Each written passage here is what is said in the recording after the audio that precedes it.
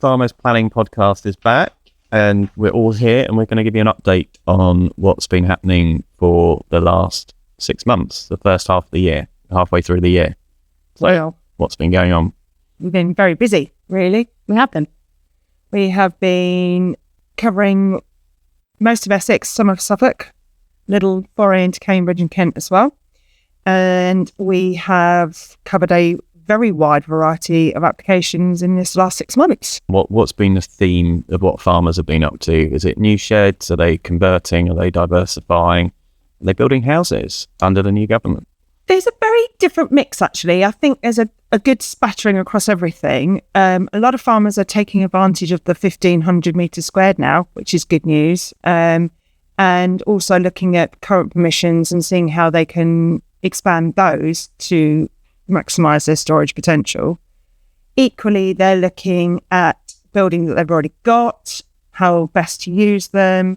I've been called out for several strategy meetings recently of how I've got these structures, how can I use them? What's the best way forward? What planning regulations do I need to consider? And I think this has come off the back of families having to look at their business structure and where they're moving forward, particularly in terms of the new inheritance tax rules that have come in. So you're finding farms are being split up, or are people just being more strategic? Are they trying to move assets around? Or what's going on? Generally, it's a bit of everything. Because farms are so individual and families are so individual, it has to work for them. But definitely the strategy is, right, if we do divide up, what can I do with this building? If so-and-so has that bit, what can they do? And then looking at the value of the buildings and the value of the income that you can get from these changes of uses.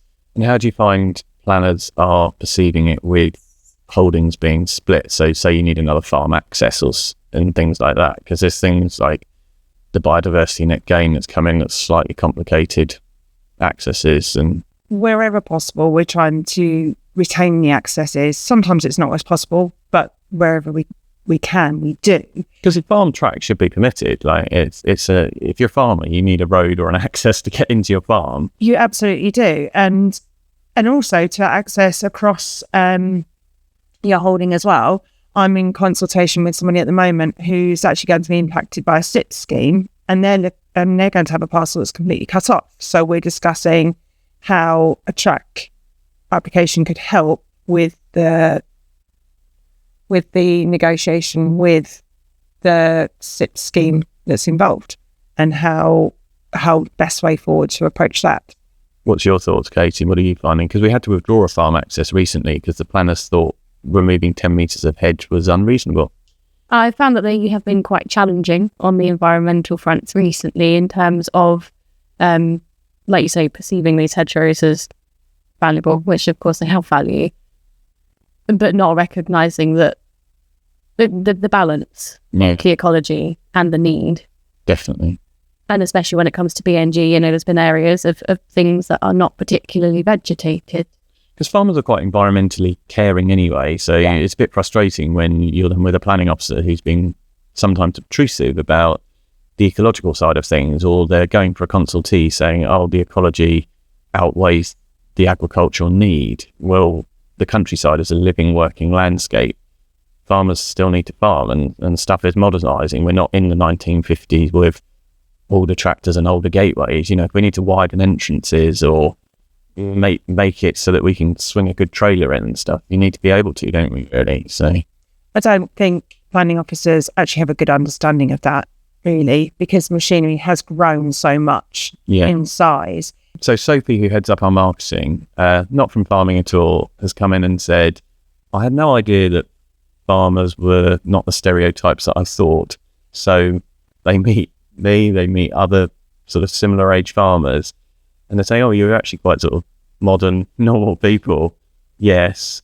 But then I gave a scenario with her where I was watching Snatch on Netflix, the series, and they had a stereotypical farmer in his welly boots and his barber jacket and his flat cap. And it's like, no, that is not what farming is. And they don't spend all day just sat on the tractor fiddling, digging a hole.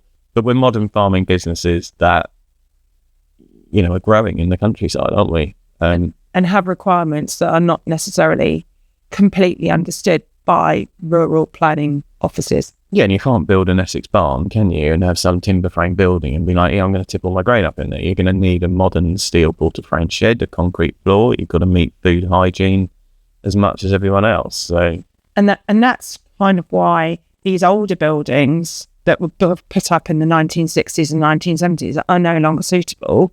You can't tip in them. You can't get your modern agricultural trailer in there and tip to its full height, which is why looking at those buildings and using what you've got is so important, because with changes in the business and the fact that the industry is in a state of flux, they have to look at diversifying and the best way forward on that, and looking at your what you've got and making it work as hard as possible.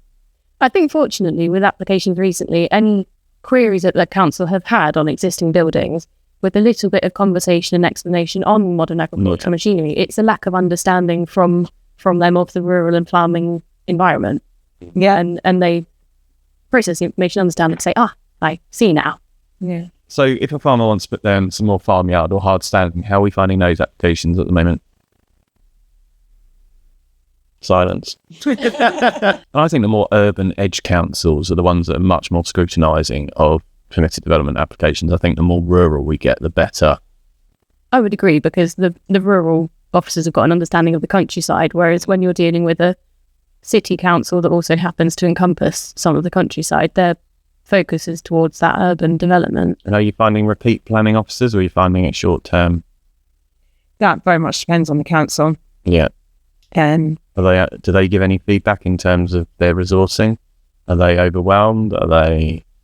How do they understand the permitted development and stuff? there's lots going on. Chelmsford have apparently had a restructure recently, and they've been divided into north-south, much like Colchester has. They've also recently done a similar restructuring process. And it's the most frustrating thing with Chelmsford, not that you cannot speak to the planning officer and you have to email a general inbox and try and get hold of the officer.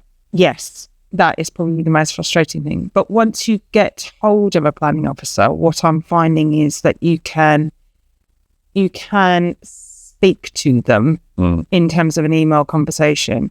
And actually, I would say that's kind of character of the individual planning officer. Some are more willing to email and discuss than others. Yes. Some are very much more hands-off, don't communicate directly. Other councils, Malden is in a complete state of disarray at the moment.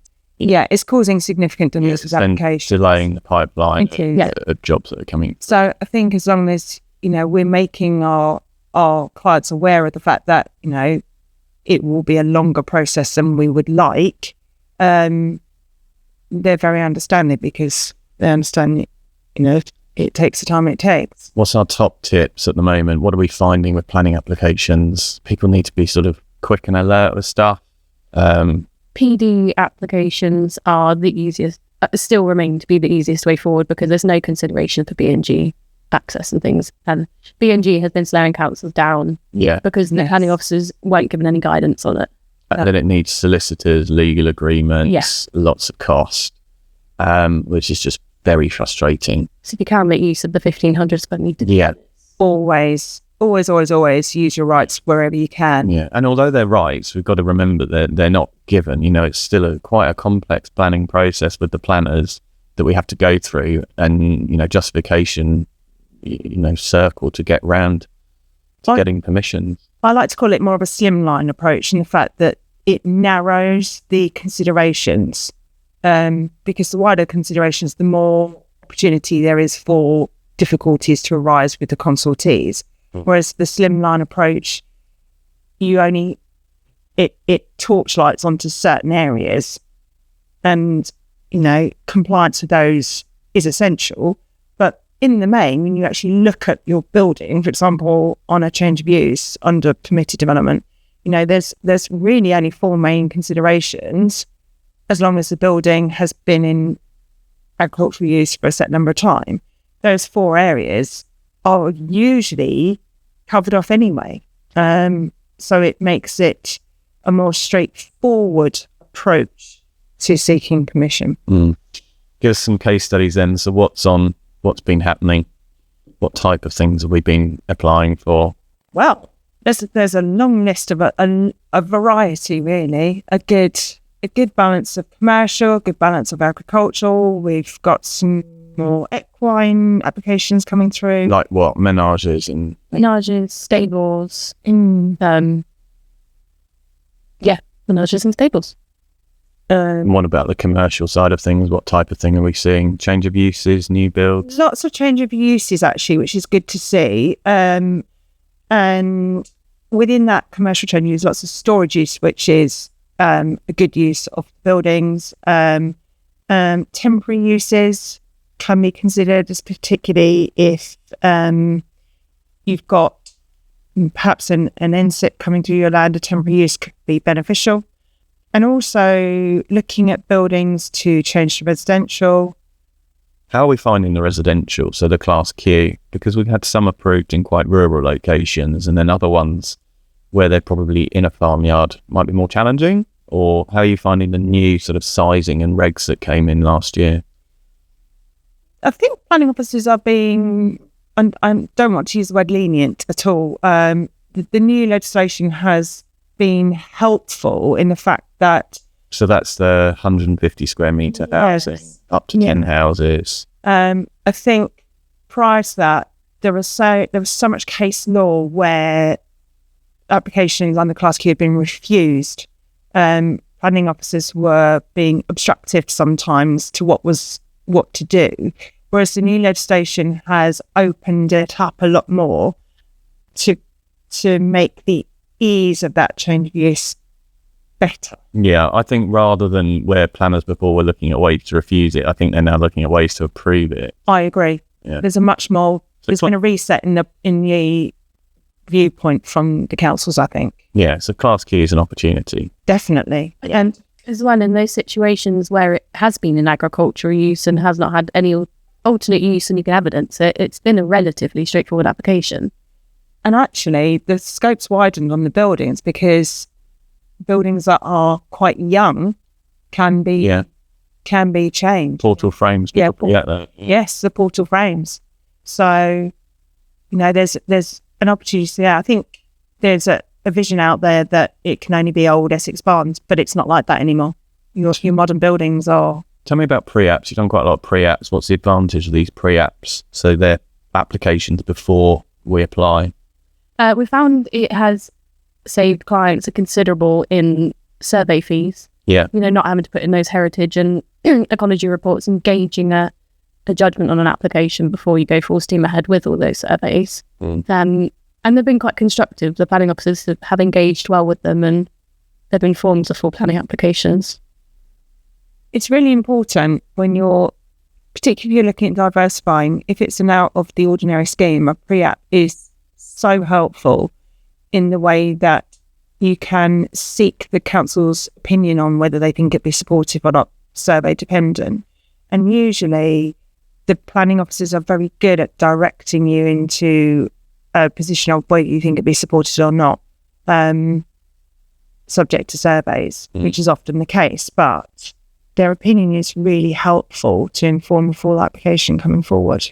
So what we're saying overall is then still max out on PDs, use those where you can. That's for tracks, yards, barns, change of use, commercial extensions. People forget about that quite often, and residential. So, a lot of the planning on your farm can be done through permitted development. Can't always, but, they're the opportunities. And if you've got a permitted commercial use on your farm and with business growing and your tenants' needs, there is a permitted development route through to expand that property under permitted development. Yeah.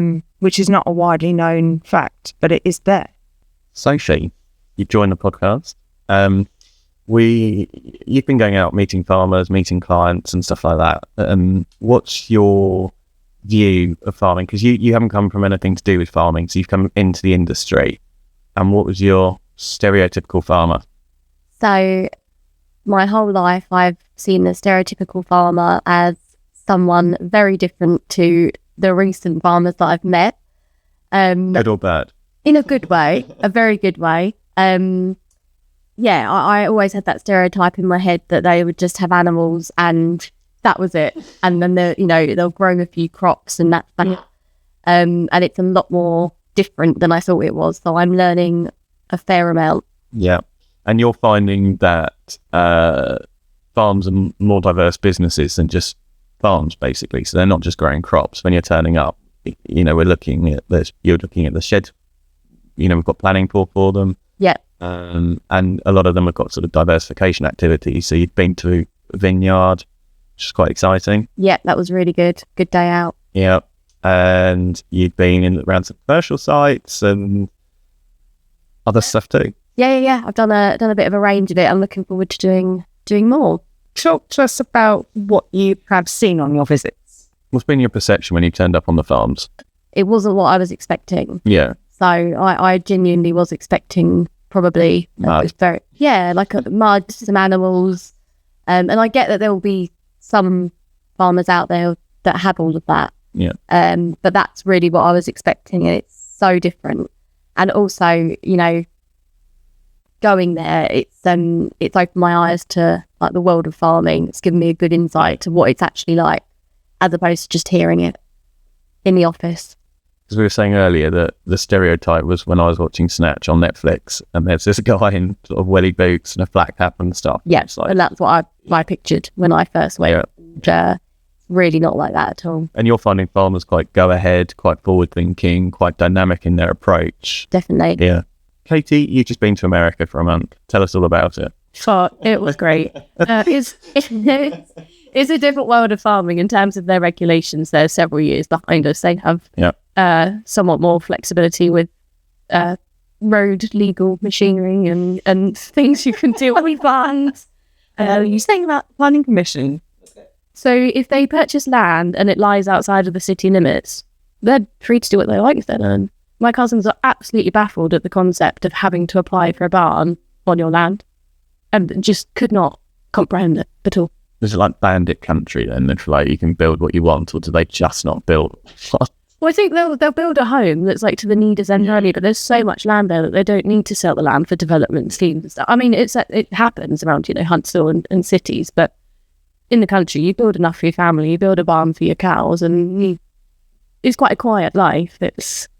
They don't need all of the diversification and things. They're still very much what you would imagine to be, a traditional farmer. And they will have a few cows and sheep and chicken. It was very common. My cousins both work full-time jobs, and they just got land and cows, and they work cows and take them to market, and so it's a hobby for people there. Is it true that the government guarantees a price for the crops they grow? I'm sure I've heard that somewhere.